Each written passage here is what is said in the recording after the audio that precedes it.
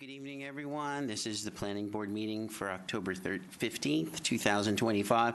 In accordance with the Open Public Meetings Act, PL 1975, Chapter 231, adequate notice of this regular meeting of the Planning Board of the Township of Franklin has been provided. If everyone could please stand for the Pledge of Allegiance. I pledge allegiance to the flag of the United States of America and to the republic for which it stands, one nation, under God, indivisible, with liberty and justice for all.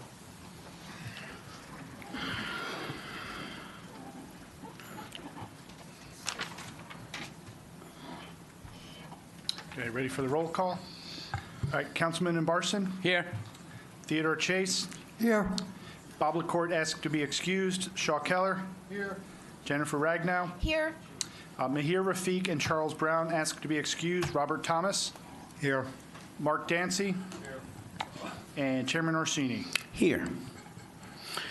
All right, so the first items of business tonight are minutes. The first, the Planning Board regular meeting from September 3rd. If there's no changes or corrections, I'll make a motion to approve. Second.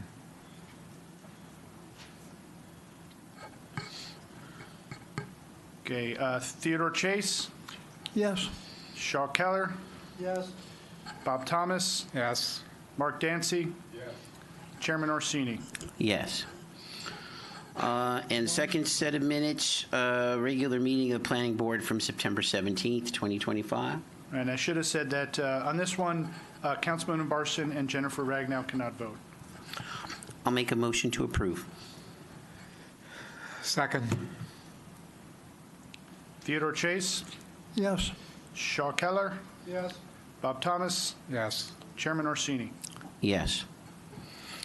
All right, two resolutions. First one for B9. Probably don't have to remind everyone where that stemmed from, so move to approve the resolutions memorializing the conditions to the court. Okay, so those that can vote, Councilman Barson, Ted Chase, and Chairman Orsini. I move to approve. Second. I lost my connection. Let's see. Councilman Barson, Yes. Ted Chase, Yes. Chairman Orsini. Yes. Second resolution, Temple Bethel, minor sub. I would move to approve that. Mark, if you let us know, can vote. See, Councilman Barson cannot, Jennifer cannot, and Mark Dancy cannot. So I made a motion to approve. If I get a second on Temple Bethel. Second from Shaw. Okay, thank you. Ted Chase, Yes. Shaw Keller, Yes. Bob Thomas, Yes. Chairman Orsini. Yes. It doesn't look as though we have any discussion items. We come to the portion of the meeting where we open to the public for general planning comments, which I will move to do. Somebody second that. Second it. All in favor? Aye. Motion, meeting is open for any general planning comments. If you are here for either of the two hearings, 500 Atrium or Hamilton Street, there will be openings to the public specifically for those applications. So this is not the time to talk about those. Seeing no takers, move to close. All in favor? Aye. Okay. Without further ado, we have 500 Atrium. Matt, and for those who are here for this, we had an initial hearing in which we gave the applicant some instruction. They are now back after having addressed our comments for a preliminary and major final site plan approval.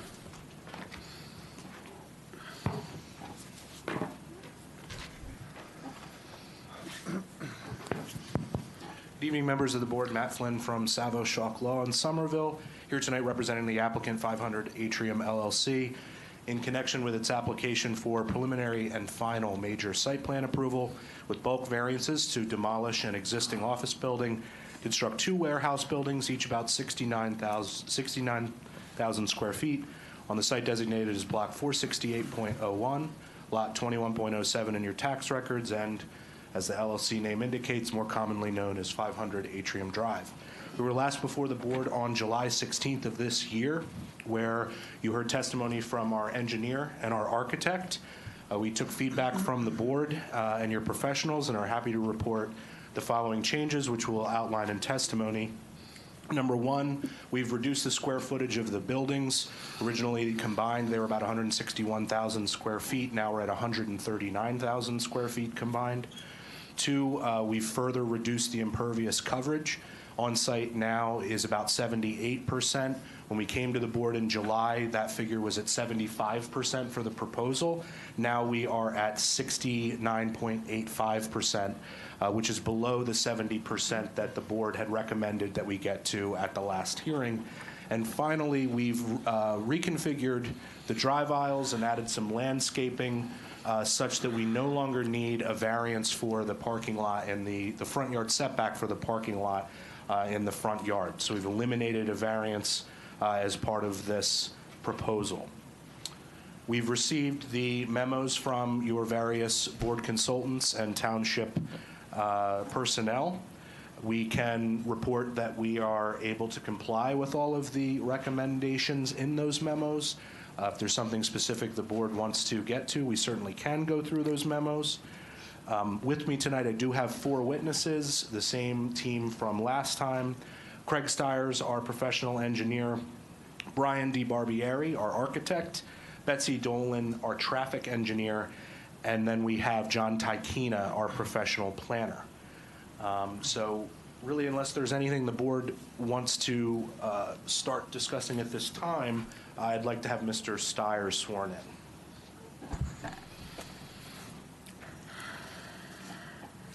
Do you swear the testimony you're going to provide is the truth, the whole truth, and nothing but the truth? Yes, I do. If you could state your name, spell your last name, and give us your address, please, for the record. Craig Stiers, S-T-I-R-E-S.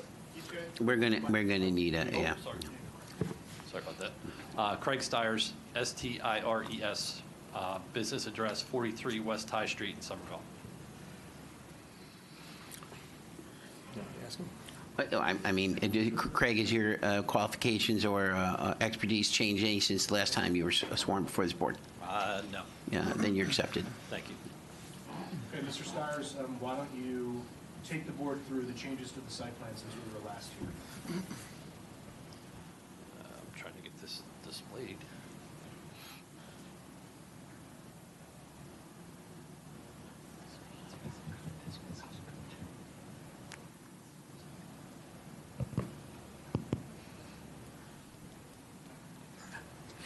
Thanks. Hey, Mark. Never mind. The internet was cut out. It came up. Love technology.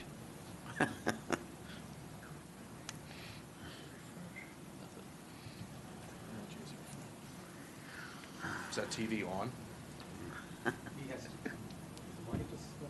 that on, Mark?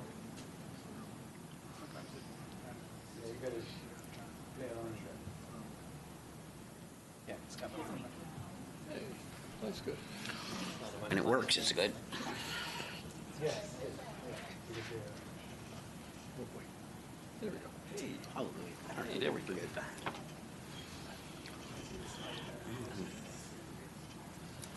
Okay, sorry about that. So the last time we were here, as Matt said, we were over 74% with our coverage. We had 2 buildings that were 72,000 and 73,000 plus. And, you know, we put some testimony in, but, you know, as our discussions went along, you know, we kind of cut things short. And we had some direction from the board that ideally it would be to get it at 70% if possible. And also discussions about a feasible project and buildings trying to be that at 70,000 plus or minus. So we went back to the drawing board and obviously revised the plans. Got the buildings to just under 70,000, so they're both 69,285, I believe. And also changed the parking lot to the north. If you recall, that driveway used to come in right about this point here. this parking lot was into the setbacks, and it was roughly 22, 23 feet from the right-of-way. What we did was we shifted that parking lot back, lost obviously some of the building to accommodate that, took the driveway that was to the parking lot and combined it with the emergency access. So now the parking lot access would be off of the cul-de-sac, and then the emergency access would continue off of that. Again, saving some square footage. So ultimately, we got down to 69.85%, which is below that targeted 70%.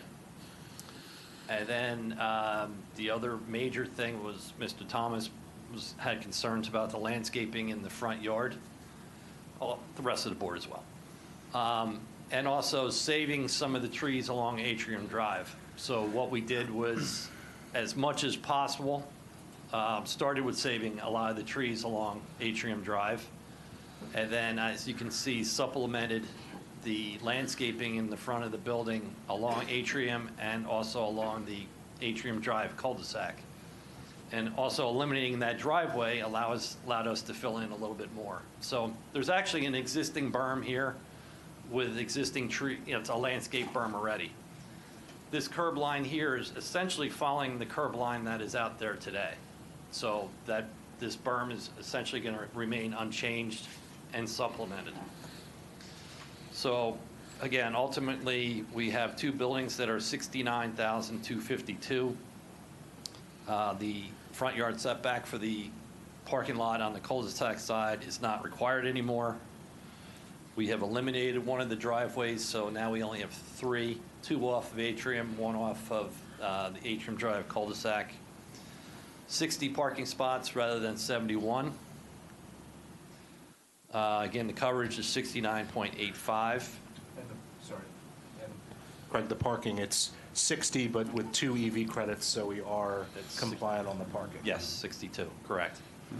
So ultimately, we have we reduced the coverage by 15,322, which is a 25,252 reduction from what is out there now. As far as the trees, we've added 105 trees along Atrium Drive, 21 along Atrium Drive cul-de-sac, as well as 315 shrubs. I think I covered everything else. So I think those were the major discussion points and the changes that we made to this point.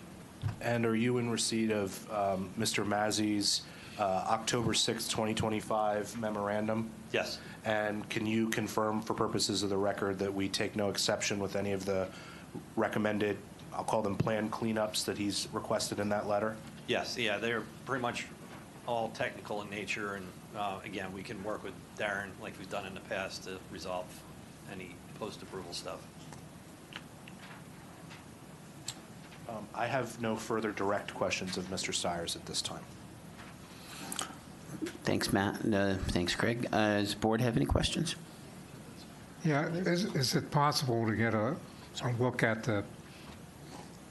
what the site plan is beyond the building on the left? To the left, I don't know if that's south. Any further than that? No.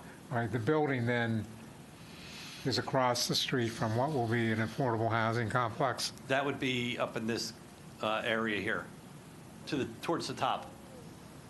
But the building is across the street and the landscaping, Which building? the left, one on the left, right? The one on the left would be it's kind of a mixed use that faces Pierce Street. The affordable housing would be along the top here. Okay, and the landscaping Yes. has done a lot with it. And I also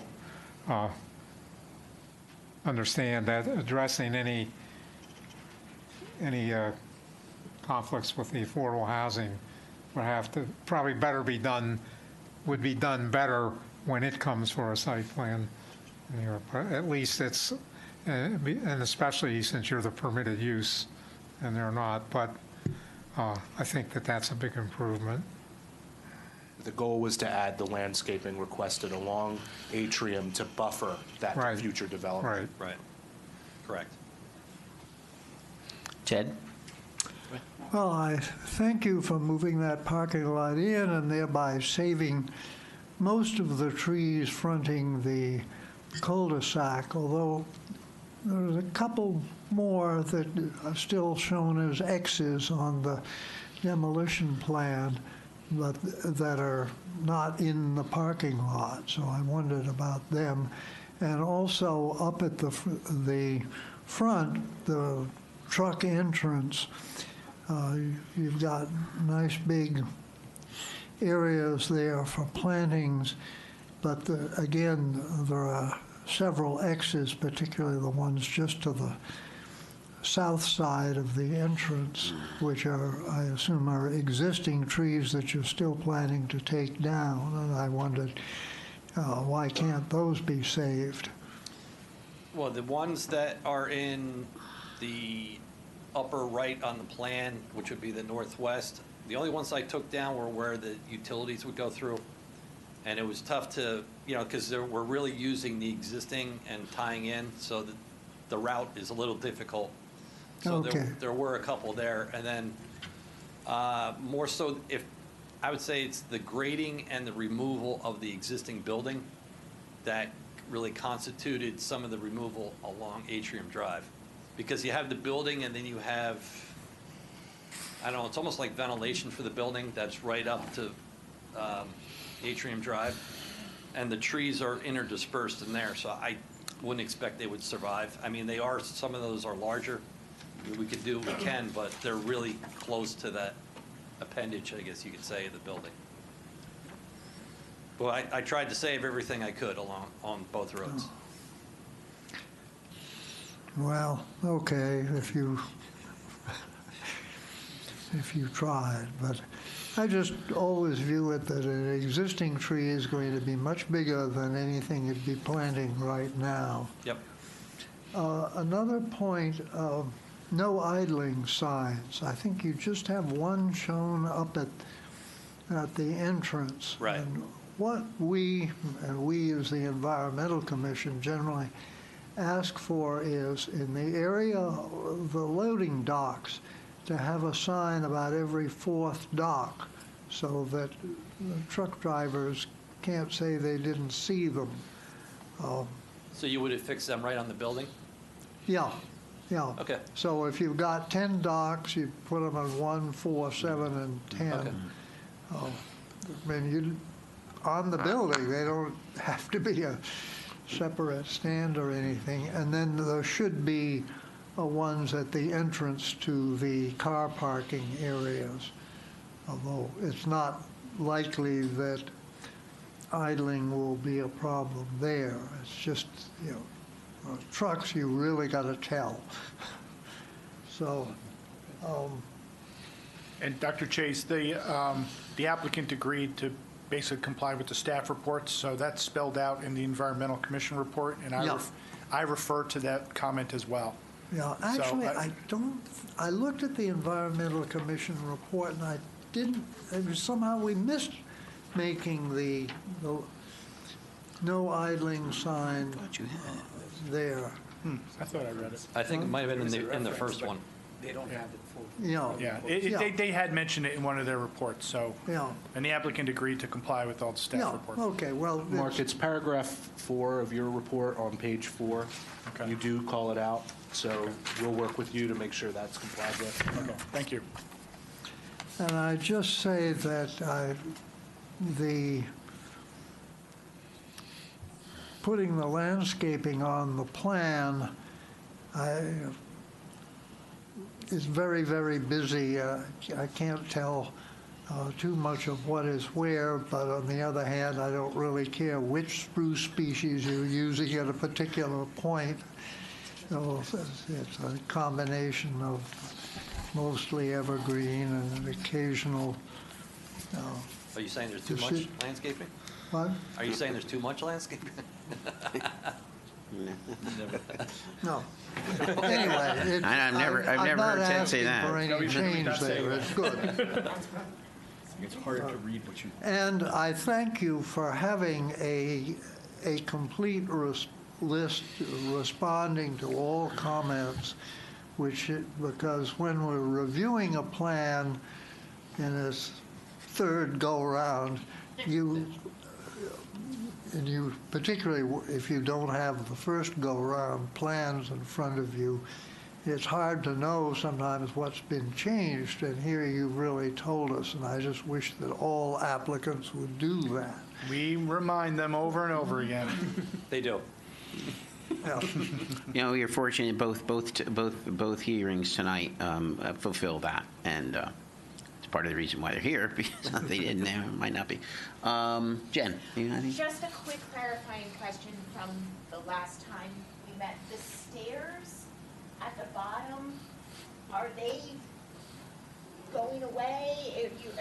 Are they going to be stairs leading to nowhere? I Yeah, can't remember. so it's a cross-access easement Okay. between the two lots. The sculpture that's there is going to be removed because that's solely on our property. Got it. For the stairs, if the easement language says that if the stairs have to be repaired, either party can do it and charge the other party half of the cost. Okay. So we will just deal with that with the other owner, and if during construction we determine that they have to basically be replaced in kind, my understanding is they're already falling apart as it is. Okay. But to the extent that they have to be replaced in kind, we have the authority to do that. So we're leaving the stairs, and to the extent that they have to be repaired, we'll do so. Okay, great, thank you. I couldn't remember Good. our discussion. Yeah, and it looks like Darren Mazzi in his report, comment 15, he still has some questions about that too. So Yeah, I mean, they're going to have to work, you know. the way Sure. the way essentially the plans are now are to remove the existing, and if we are required to replace, I have them shown, and they do work into this site plan.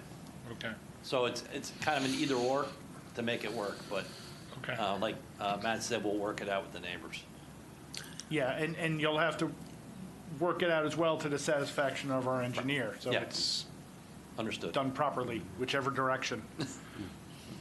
Yeah, understood. And just for purposes of the record, I can affirm that we have sent letters certified that they received to try to engage in that dialogue, and so far we've been unsuccessful. So I was happy to learn that in reviewing the language of the easement that we're actually able to make the repairs unilaterally. Good to know. Anybody else have any questions for Craig? If not, you can introduce your next witness. We have our architect, Brian DiBarbieri. And, oh, I'm sorry, Craig, for record-keeping purposes, did you submit colorized versions to the board in advance, or just the black and white? I did not. Okay, so I think, Peter, this should be marked as A7. Okay, perfect. Thanks, Matt.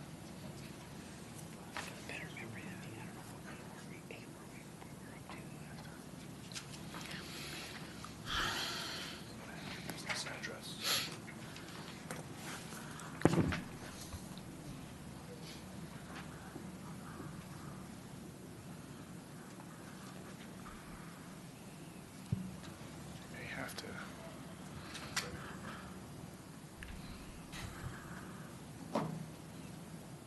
There you go.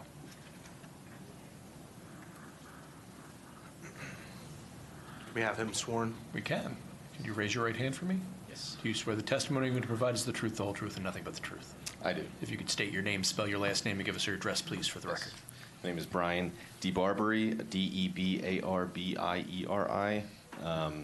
Address is 97 Chestnut Street in Rutherford, New Jersey. Licensed professional architect, state of New Jersey? Yes, I received my Bachelor of Architecture from Virginia Tech in 2012. Became licensed in the state of New Jersey in 2017, and currently licensed in 4 other states: New York, Rhode Island, New Hampshire, and Maine. And you've been qualified as a architect before this board? Yes. Accepted. Thank you. Very brief question, just let the board know what changes you've made to the plans after we were here in July. Yeah, I'm going to be very brief. Really, the only major changes architecturally to the building is, as the previous witness mentioned, is the reduction of the overall footprint of each building from 73,000 and 72,000 down to 69,252. And everything else really is remaining the same. The exterior design, the orientation of the front entrance and the truck loading areas, the construction type, the building safety features, the building height, and the energy efficiency characteristics of the building, all remaining the same. I did prepare updated renderings that I presented last time, but I did update them to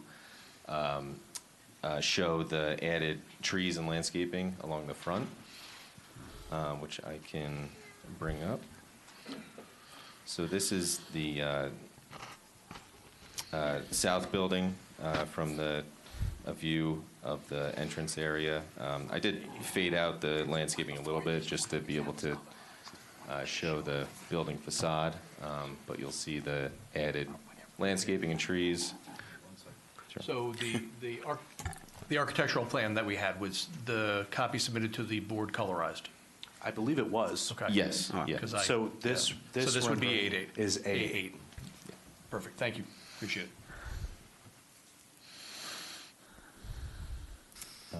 And then I also prepared a view of the northern building.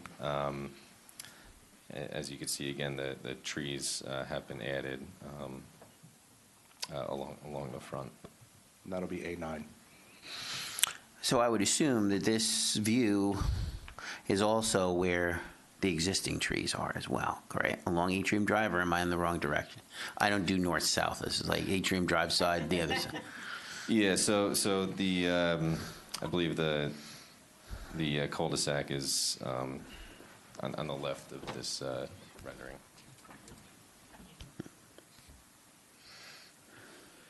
Because, yeah, I've driven down there and I've seen the trees. They're in fairly good shape. I mean, it's been a long time since anybody took care of that place. And, of course, it's going to be demolished, so it doesn't matter. But, I mean, I can imagine the stairs and everything else is not in great shape because nobody's really maintained it. It looks like it's seen very much better days. But the trees are in good shape along Atrium Drive. And to Bob's point, they will block a lot of the view from ultimately what will become, we hope, part of our affordable housing. So that's good. Yeah.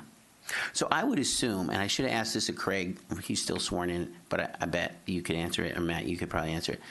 When it comes to tree replacement in Chapter 222, all that, you guys satisfy it all on site, correct? Yes, and well in excess. That's what I thought. Okay. I just wanted to make sure I understood that.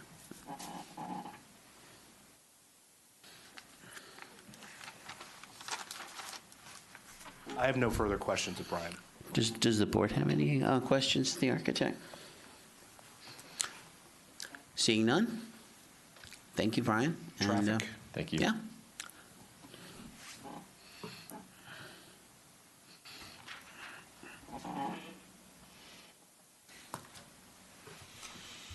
We have her sworn. Of course. Do you swear the testimony you're going to provide is the truth, the whole truth, and nothing but the truth? Yes, I do. If you could state your name, spell your last name, and give us your address, please, for the record. Elizabeth Dolan, D-O-L-A-N. Confused by the chairs. Sorry. Been messing with you. Elizabeth Dolan, D-O-L-A-N, Dolan and Dean Consulting Engineers, 181 West High Street in Somerville, New Jersey. Betsy, I know you've been here many times, and your qualifications are still the same? Yes, they are. Okay, you are accepted. Thank you. So, Ms. Dolan, I know your office prepared a short traffic impact statement in this matter, so why don't you take the board through some of the conclusions of that study? Sure. The report was prepared, it's dated January 20, 2023, and it was prepared before these buildings were redesigned and made smaller. So the trip generation is, I think, what really matters in this application. And because we based it on the original 161,000 square feet, we're estimating 27 morning peak hour trips, 29 during the evening peak hour, and then just under 300 over the course of a day. And we broke that down into trucks and passenger vehicles. And during peak hours or at any hour of the day, we're looking at 5 total truck trips. So I think that's usually what people are interested in, is how much truck activity. So we would expect, based on ITE data, the numbers to be a little bit lower, but there was no point in revising to decrease the trip generation. So the other part that we did was we compared the trip generation with the existing former office, and it's a reduction of 200 plus peak hour trips. So it's a much lower generator, and this is not a large enough building for something like an Amazon. And I believe there's a comment in one of the review letters that it was engineering, yeah, that if it were to be some type of fulfillment, that we'd have to, I guess, discuss that before CO is issued. Maybe I should just read the comment. Oh, that's marked. Yeah, it's number 14. Should the board act favorably on this application once a tenant is selected, should revising the land to high cube facility be required? This office recommends as a condition of approval that the applicant come back before the board prior to CO. And is it your understanding that this facility, given the way the driveways are structured as well as the size of the warehouses, that that's not the intended end user of this facility? That is my understanding, and there's a lot of data that's been published about warehousing, but typically those fulfillment centers are a minimum of 800,000 square feet, usually more like 2 million square feet. So we're well below that type of Amazon type of building. I think the only other thing I wanted to touch base on, because Craig took you through the revised parking and the site circulation. There is a variance for that truck court. We've got 60-foot bays and an 85-foot two-way travel aisle. So that gets us to 145, and technically 147 is proposed.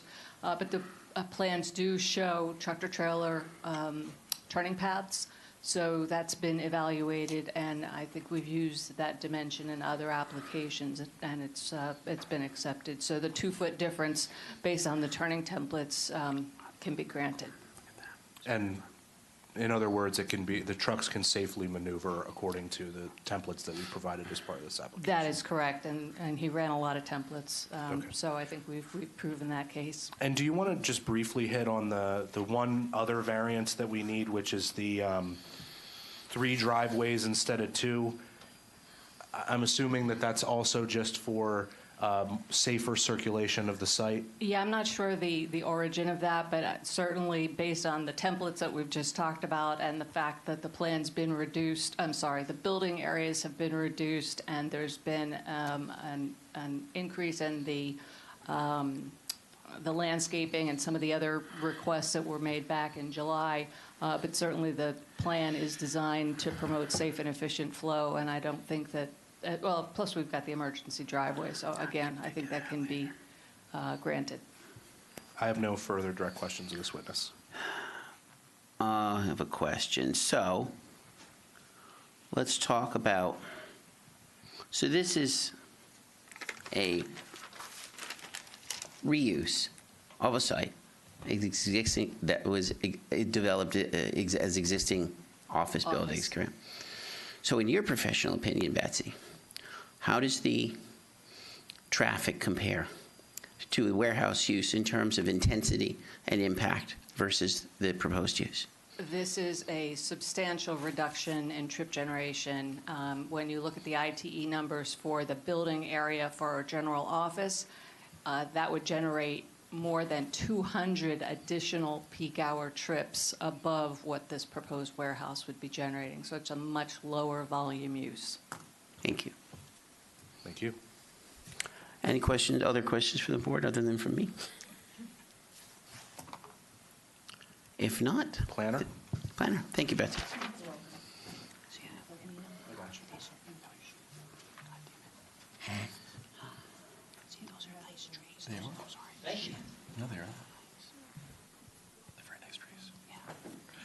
Do you swear the testimony you're going to provide is the truth, the whole truth, and nothing but the truth? I do. If you could state your name, spell your last name, and give us your address, please, for the record. John Tykina, T as in Thomas, A-I, K as in Kelly, I-N as in Nicholas, A. All things planning and development, 30 Newman Road, Kendall Park, New Jersey.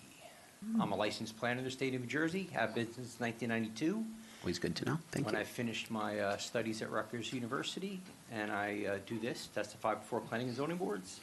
I was last here in May, I believe, for Hamilton, who happens to be behind me. Great. Excellent. You are accepted. Thank you so much. So, John, you have done a planning analysis for the site. Can you please take the board through the variance relief that's required as part of the application, and in your professional opinion, why we meet our burden under the positive and negative criteria? Certainly. Thank you. So I am here to talk about the application from a planning standpoint. Very importantly, and I know this was gone over the last time, we kind of fell in between the ordinance changes, ordinance evolutions, I guess, for the business and industry zone. So we are a permitted conditional use. The two conditions that we would be required to provide are one, that we're located on a lot that is no closer than 500 feet to the nearest residentially zoned property. And we comply with that in your ordinance actually adopting the business and industry district and the revisions. We were in the green, as they say. And that a warehouse distribution use shall be served by public water and sewer. And we are on the public water and sewer system, so we are a permitted conditional use. In terms of the other standards for the conditional use, we believe we meet them. The use is designed and located to be operated in a way that protects the public health and safety. Adequate landscaping and screening has been provided, as has been discussed this evening with our revisions. Adequate off-street parking and loading is provided, and the ingress and egress is designed to provide minimal interference to traffic on the abutting streets, and the use conforms to the applicable regulations governing the district. So, again, we believe we meet the standards of your ordinance, both in terms of the specifics and your general conditional use standards. In terms of our variance relief, we require 3. We still have an impervious coverage variance. We've reduced from 76% existing down to 69.85% proposed.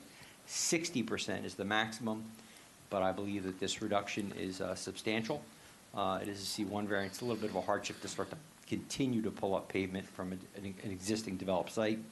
And given the use that is in question, we believe it's appropriate to have the impervious cover to make sure that we have adequate fire access all the way around the building. Our number of driveways is 3. And again, as we said, that third driveway is on our second street or our cul-de-sac.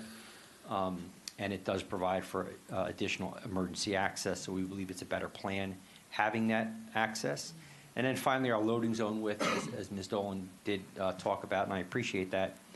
We are at 145 feet proposed as opposed to 147 that is in your ordinance. 147 is actually very, very large.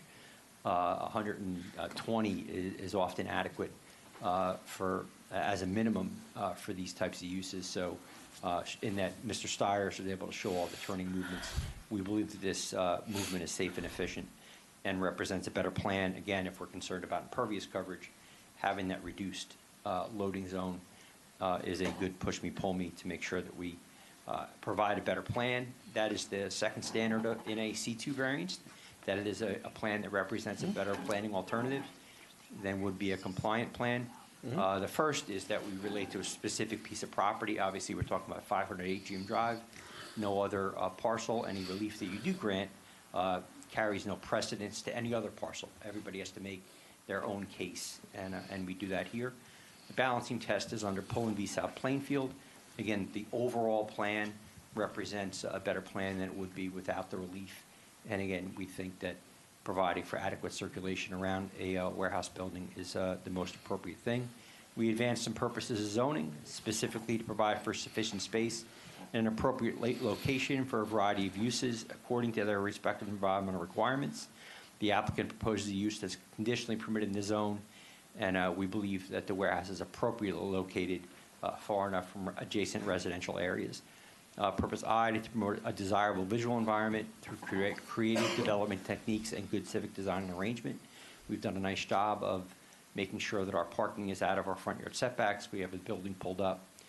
They will be attractive new warehouse industrial buildings and represent an attractive freshening to that, what is, I guess, an evolving office district, from where it was in the 80s to where it is today, and again, representing really a dramatic change in the landscape, really, of this portion of the township. And encouraging coordination of the various public and private procedures, shaping land development with a view towards lessening the cost of such development and to the more efficient use of the land.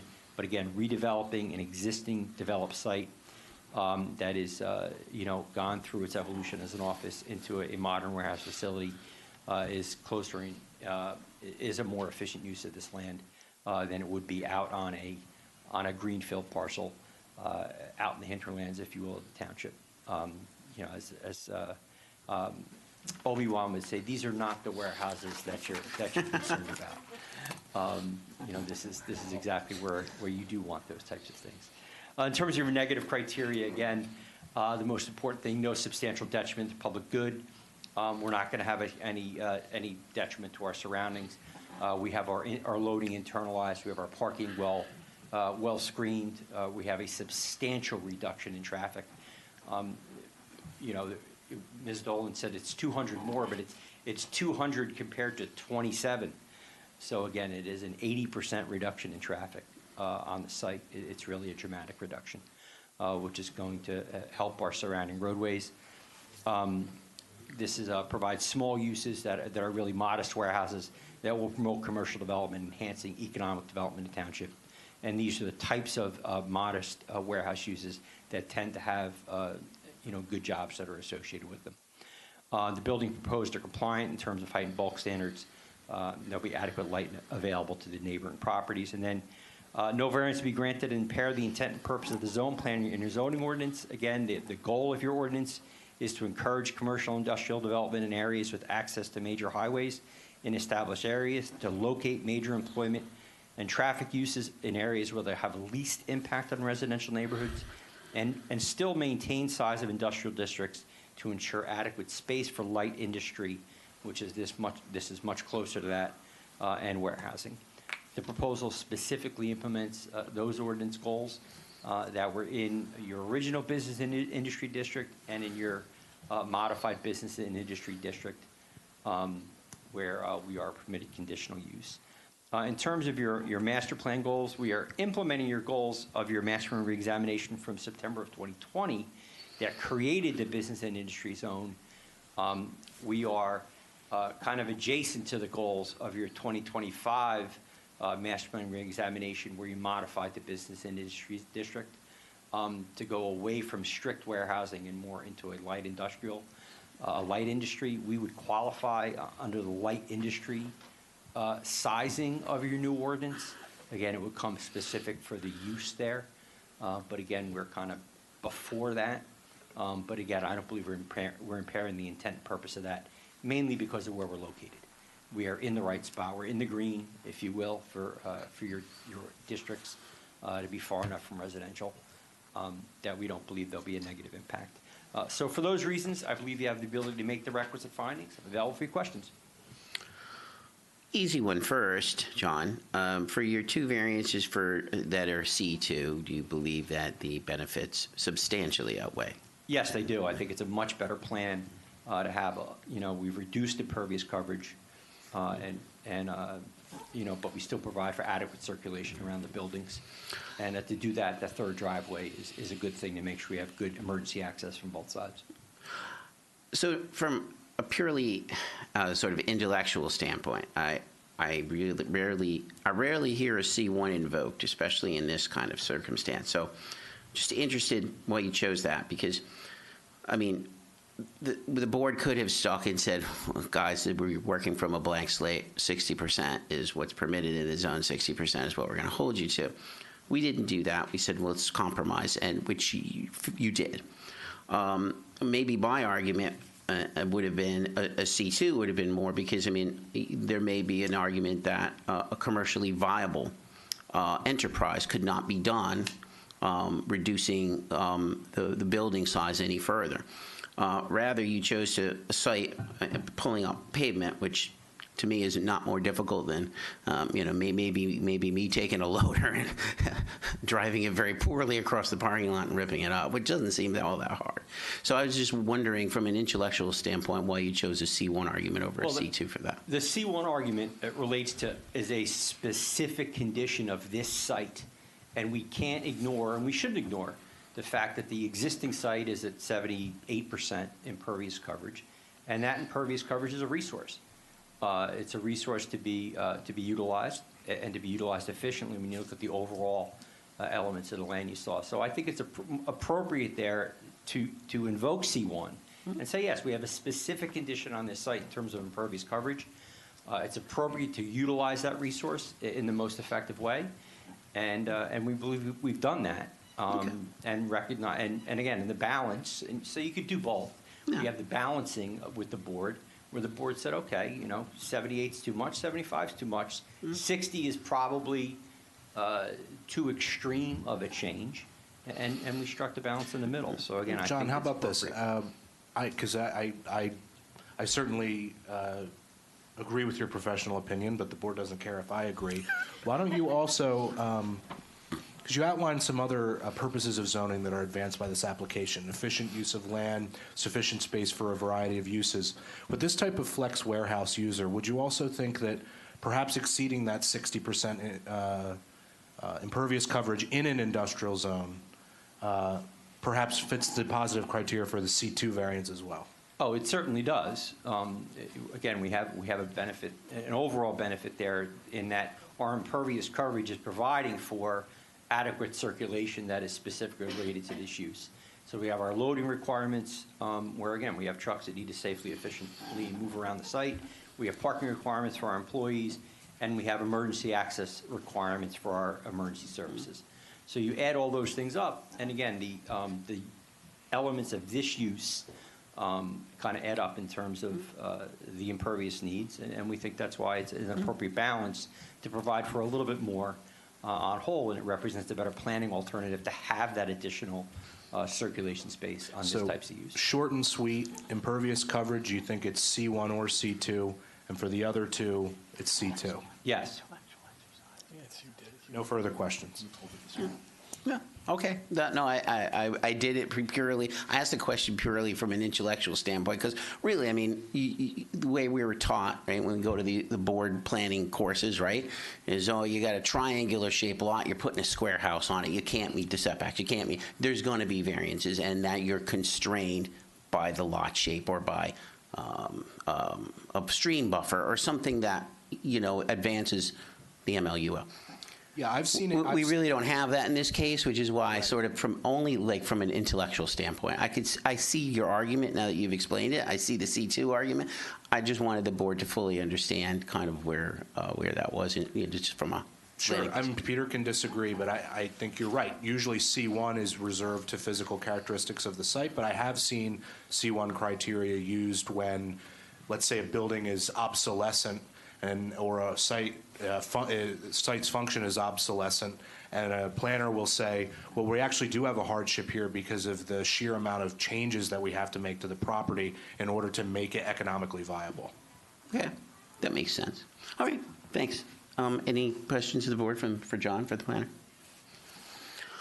All right, well, thank you very much. Let me open to the public, and then you can make your final summation or whatever. Make a motion to open to the public for this year. Second. All in favor? Aye. Anybody who wishes to speak on this application, please come forward. State your name and address.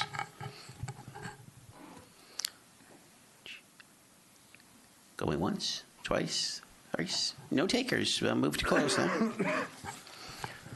Second. All in favor? Aye. Matt? Thank you, Mr. Chairman, members of the board.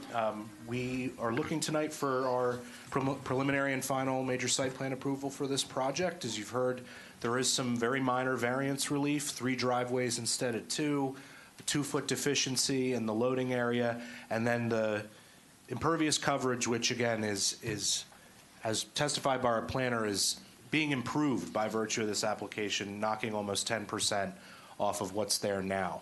And so what we would hope is that we were receptive to the board's comments. We added landscaping. We wanted to make sure the site could be circulated safely. We even reduced the building coverage size of the buildings in order to better fit some of the suggestions that you made when we were here in July, to the extent that we're more in, and Mr. Tykina touched on this a little bit, more in sort of that flex warehouse, light industrial size, 69,000 and change per each warehouse. I can say from doing these developments all over the state, these are sort of your small business goes in and ships locally, is sort of what we're hoping an end user to be here. It's not a fulfillment center. It's not 800,000 square feet where you have the pack and pick vans that arrive in a line at one time. We're talking, according to our traffic testimony, and that's with the larger size of the building as predicted by ITE, peak hour 1 truck every 12 minutes.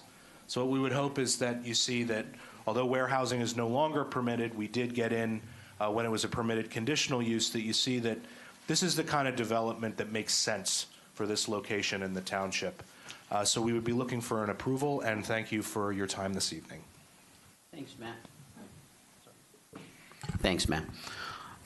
So I'll go ahead and move to approve with the condition that all of the minor comments that still need to be worked out, or technical comments in the engineer's report, are satisfied. And we increase the loading zone signs to include, no idling signs to include 1 every 4 spaces in the loading docks attached to the loading dock.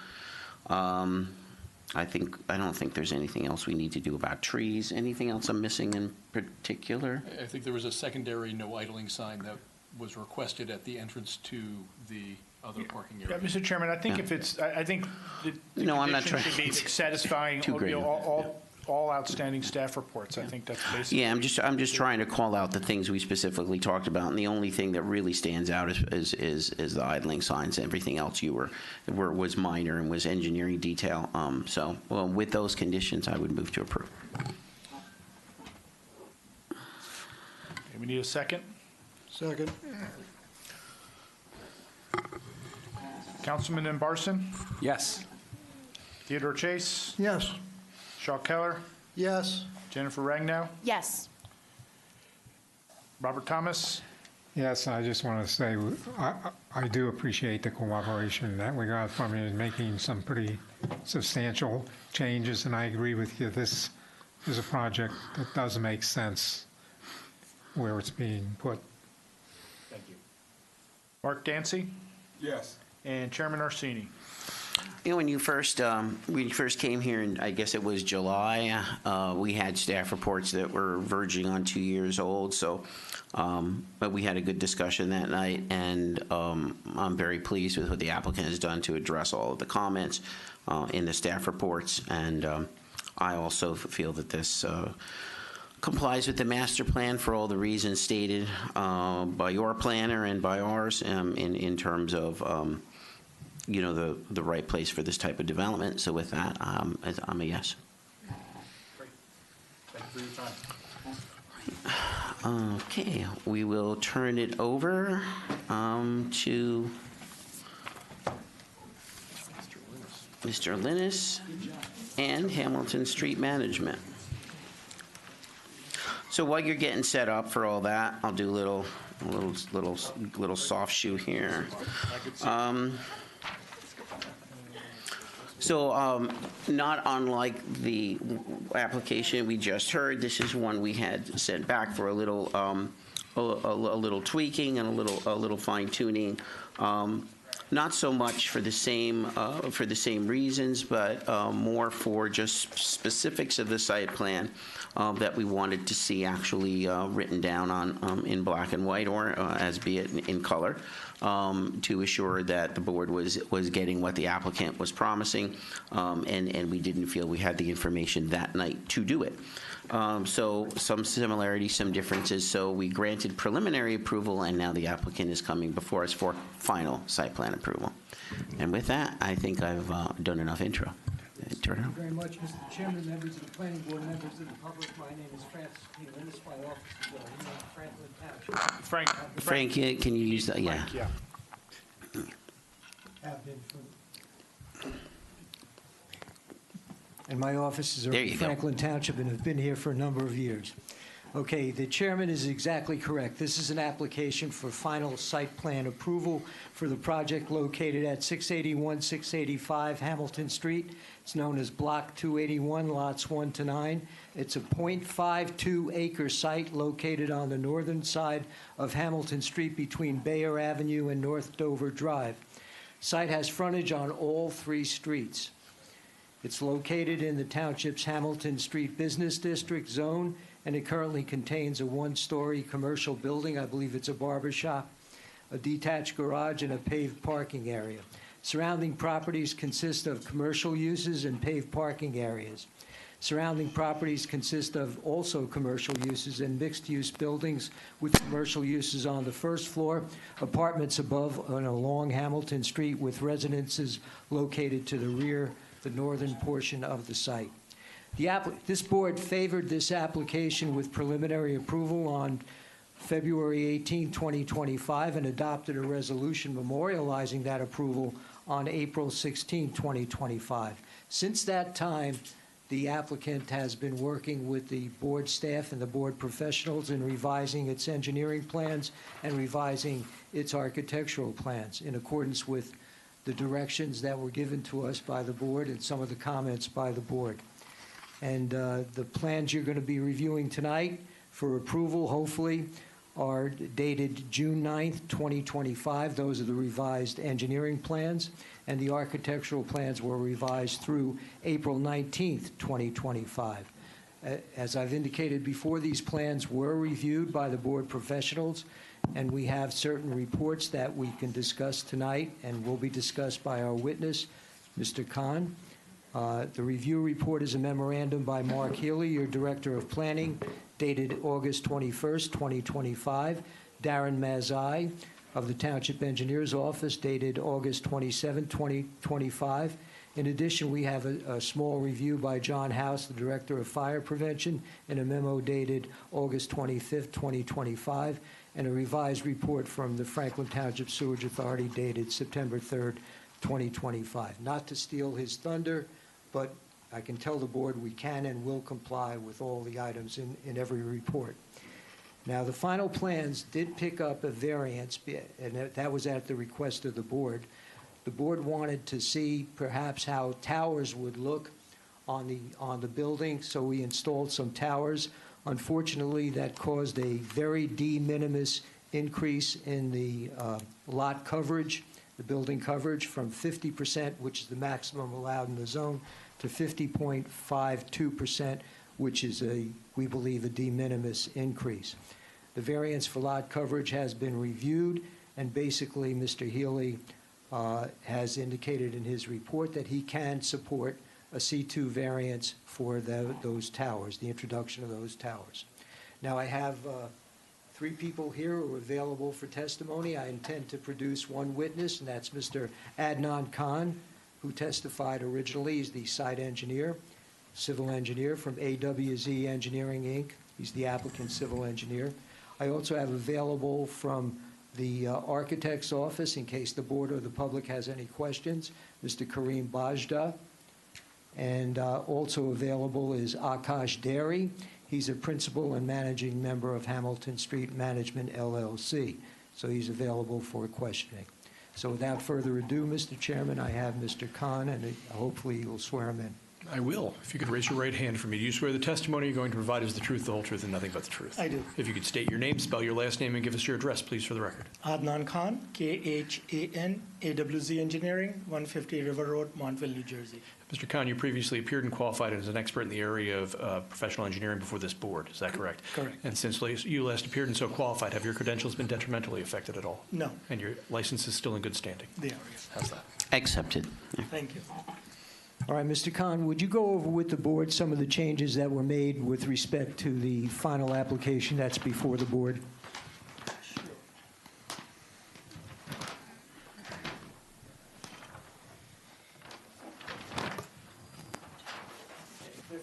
Before I go to the site plan with the changes, I just want to quickly go over the architecture plan because that's what's transpired, the changes to the site plan. And of course, there were some comments that we received from the professionals, board professionals. As you recall, in the last meeting, we had an elevation which looks a little flatter, and then the comment from the board came in, like if we want to add some elements towards the end of the building. So the architect went back, and I believe in consultation with the board professionals, we came up with the idea, or he came up with the idea of adding towers to both the ends of the elevation on Hamilton Street. So that's what basically is being changed as far as the elevations, number of units, number of parking, everything remained the same. In order to do these changes and create this notch on both the sides, that's the reason that 0.52% of the increase in the building coverage that you see. But again, this is, I believe,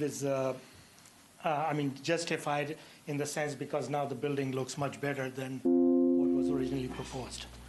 All right, from an engineering standpoint, do you believe it qualifies as a C2 variance? Yes. Okay. Yes. And in that situation, do you believe that it advances the following purposes of the municipal land use law? It encourages municipal action to guide the appropriate use or development of all lands in this state in a manner which promotes the public health, safety, morals, and general welfare? Absolutely, yes. Okay. And do you believe that another purpose of the municipal land use law, more specifically 55D-2C, is satisfied? It provides adequate light, air, and open space? It does, yes. And then finally, I think the most important provision of the land use law, the special reason, at least from a legal perspective, would be subsection I, which is to promote a desirable visual environment through creative development techniques and good civic design and arrangement. That is correct, yes, in my opinion, yes. And this was at the request of the board. We didn't initially apply for the variance, but we did notice and we did apply for the variance at final at the request of the board. Correct. Now, on the negative side, do you believe that if the board favors us with the grant of the variance they requested, that it would have a detrimental impact on the zone plan and scheme? Yes, my opinion, yes. No, it will not have a detrimental. And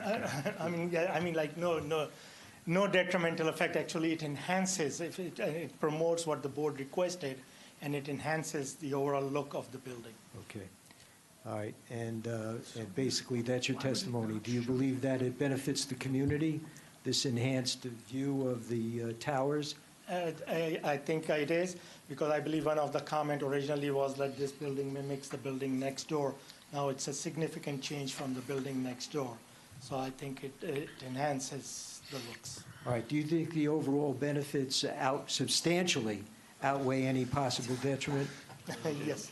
Do you see any detriment to the public good? No, I don't see it. No, I don't see it. Okay. You can go on with your testimony. All right. Okay. All right, so basically what the changes, as I mentioned, like it increased the building coverage from 50% to 50.52, so that triggers a variance. However, internally, there are a few changes. Since the building coverage increased, it also increased the lot coverage. And in order to avoid the lot coverage variance, which is 85% as required by the board, and we are very close, 84. You're talking about impervious coverage. Impervious coverage, which we are very close, like 84.5. So what we did, one change here is, like, if you recall, like this driveway on North Dover Avenue was used to be a two-way driveway. So we made it one-way exit driveway. So we have a full driveway, full access driveway from Bear Avenue, cars coming in and out. However, the cars can only leave out of North Dover Avenue. And this is in order to avoid that lot coverage variance. And again, we are flexible with that. If the board wishes that we go back with that full exit and entrance driveway, it will increase the impervious coverage, and it will create, again, like very insignificant variance, probably maybe 1 or 2 half a percent, I would say, 0.5% over 85%. But right now we are complying, and we are less than 85%. So that's something that, again, we are flexible as far as making it either one-way or two-way. So it's the board, however directs us, we will comply with that. All right, Mr. Khan, have you had the opportunity to review the most recent staff reports on this application? Yes. Okay, for the first report that I'm going to refer you to is Mr. Healy, the Director of Planning, August 21st, 2025 report. Can the applicant and will the applicant comply with the comments of Mr. Healy? Yes. Okay. I'm going to refer you to the report of Darren Mazzai. He's the township engineer and the representative of the township with respect to this matter. And he issued a report, his latest report, August 24th, 2025. Can the applicant and will the applicant comply with the comments made by Mr. Mazzai? Yes, we can. However, like again, just for the board's sake, we had a meeting this morning with Mr. Mazzai and Mr. Healy. And we went over, and Mr. Mazzai wants me to bring into attention of the board few things that are in his report, and we agreed to comply with. Okay. One is there is a slight light spillage in this corner of the property, which we agreed that we will work with our lighting plan and will eliminate that lighting spillage across the property line. Originally, there were some trees or shade trees on Bear Avenue, which subsequently, based on one of the comment from the board professional, were removed. Now we agreed back again this morning that we will need those trees, and the applicant is okay providing those trees back on Bear Avenue. So we'll have the shade trees just like we have it on North Dover and Hamilton. We will add the shade trees along. Well, let's be clear. There was a reason for the Bear Avenue taking those trees out. I think they were because of utilities. So we don't want shade trees there. We probably want flowering trees, right? Mark knows what they are, but you know. Yeah, I believe the comment came from, generally we don't want street trees in the right of way. Right. Typically. I think that the Department of Public Works, then when we have applications along Hamilton Street, they recommend that they be taken out of the right-of-way. But on Hamilton Street, just by the nature of the development in that area, that's the only place to put them, because the buildings are allowed to be right up on the property line.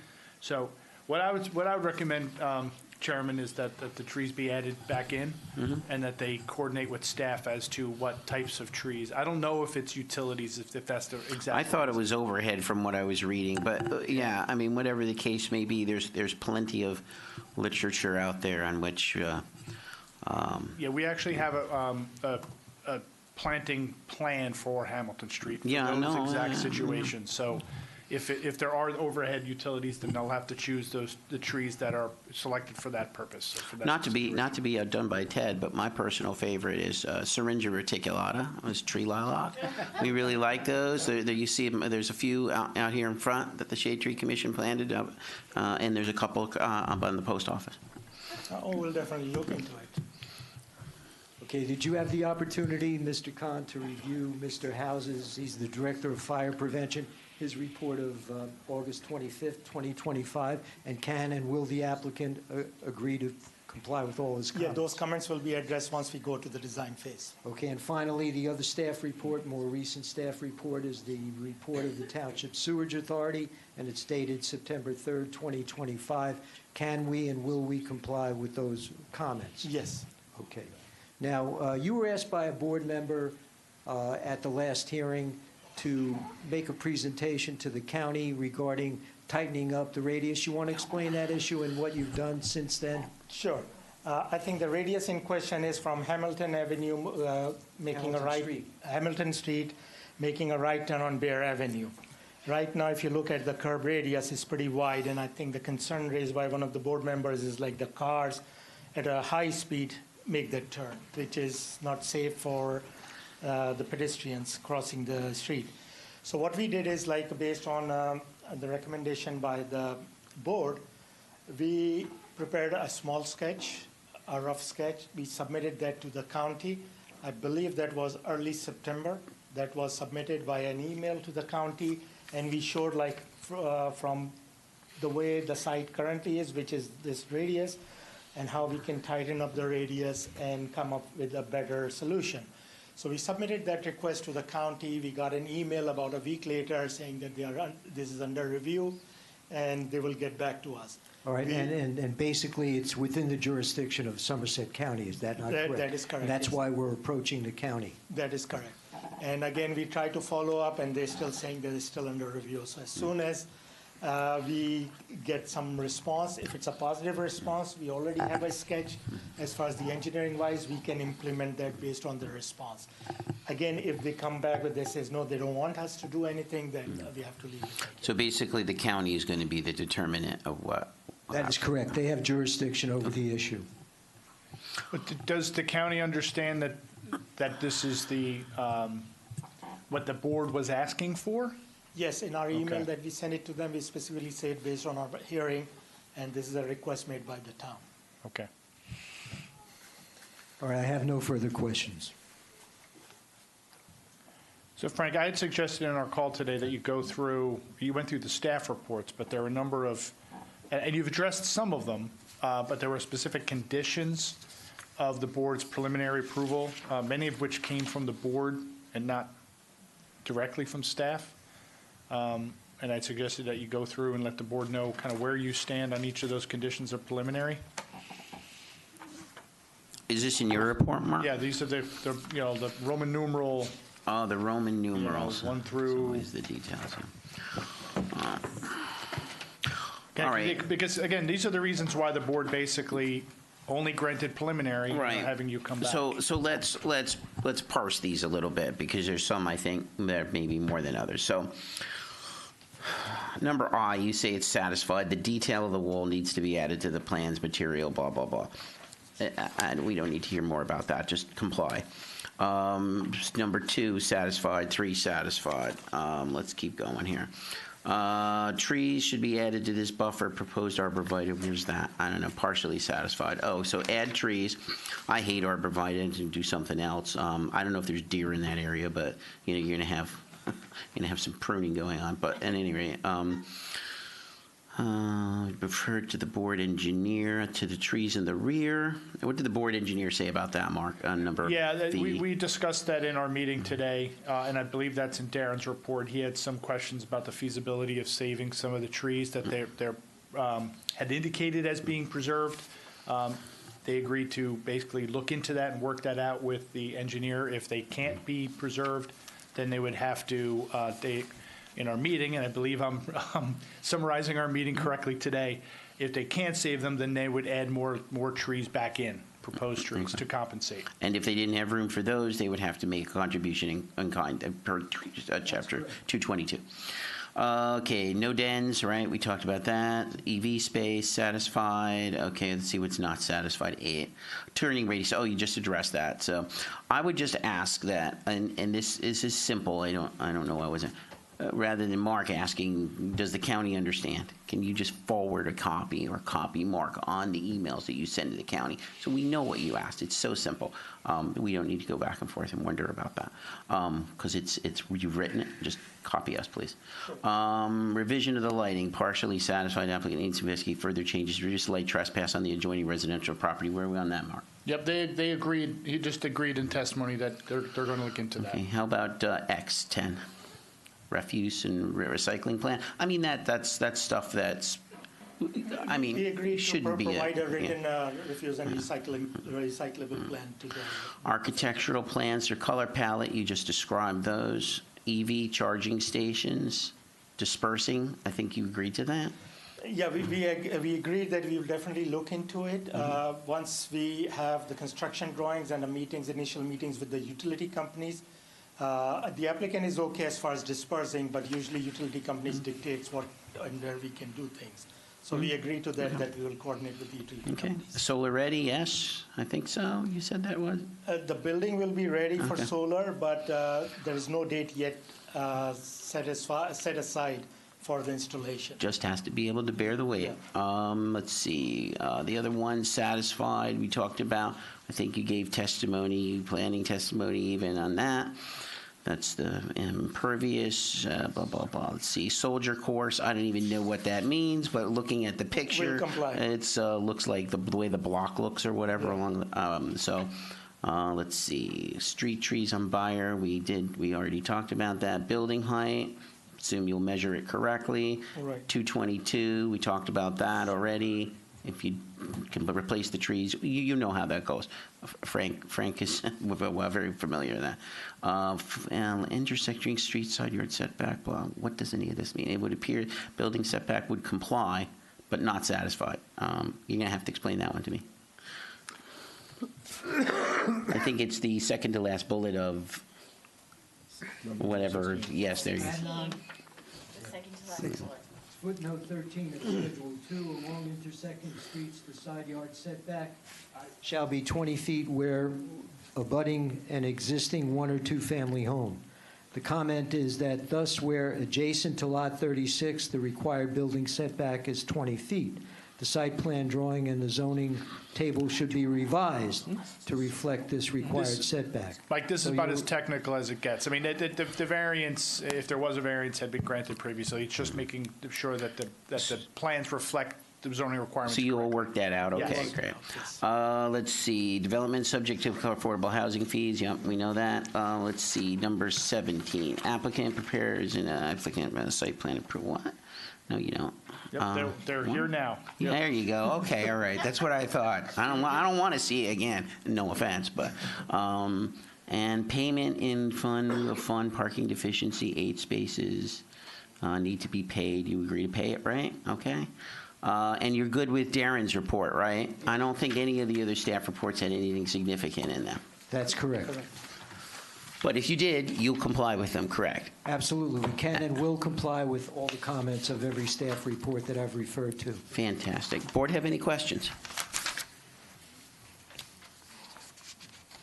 All right. Without further ado, move to open to the public for any questions or comment on this application. Somebody should say second. All in favor? Aye. Anybody wishing to comment on this application, please step forward. Give us your name and address.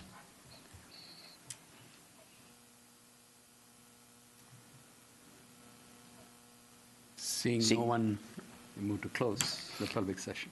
I'll second. All in favor? All right. Aye. Any summation? Yes, very briefly, this is an application for final. We were before the board for preliminary. The board favored us with preliminary approval. We've worked very diligently between preliminary and final so that we've presented a plan before you that we believe is worthy of your consideration. The one new variance, and I noticed for it, had to do with the request of the board regarding the introduction of towers to the building, and we believe that it qualifies as a C2 variance, and under the Pullen case, a benefit to the community, a net benefit to the community. Having said that, we would ask that this board favor this application with final approval, subject to all the conditions that we've enumerated and that we've discussed tonight. So, Mr. Chairman, if I could just make one comment, which is, as the applicant indicated, they addressed, just so the board is clear, the reason for this variance, again, is that the design standards in the Hamilton Street Business Zone speak to having, particular architectural emphasis on building corners. And this site has 2 building corners. And they did that, the renderings that were in your packet, there were some 3-dimensional renderings that were in your packet and on the website, addressed that. I think the building, the addition of that tower feature on each side, I think significantly improves the aesthetics of the building and addresses that design standard of the Hamilton Street zone. The variance is 0.5%. I think, again, clearly that's, in my opinion, that's a C2 variance if there ever was one. very de minimis, and again, a significant improvement to the aesthetics of the building. With respect to the impervious surface, staff recommends that both driveways stay two-way. Staff's never recommended, let's not have a less functional site plan just to avoid a 0.5 impervious variance. So I would say, again, I think similar to the lot coverage, the building coverage variance, I think the testimony was that it'd be less than 1%.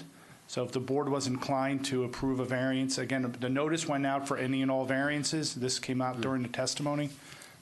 So again, I think a variance for impervious of up to 86% would be justified under the same C2 variance as I explained for the building coverage variance.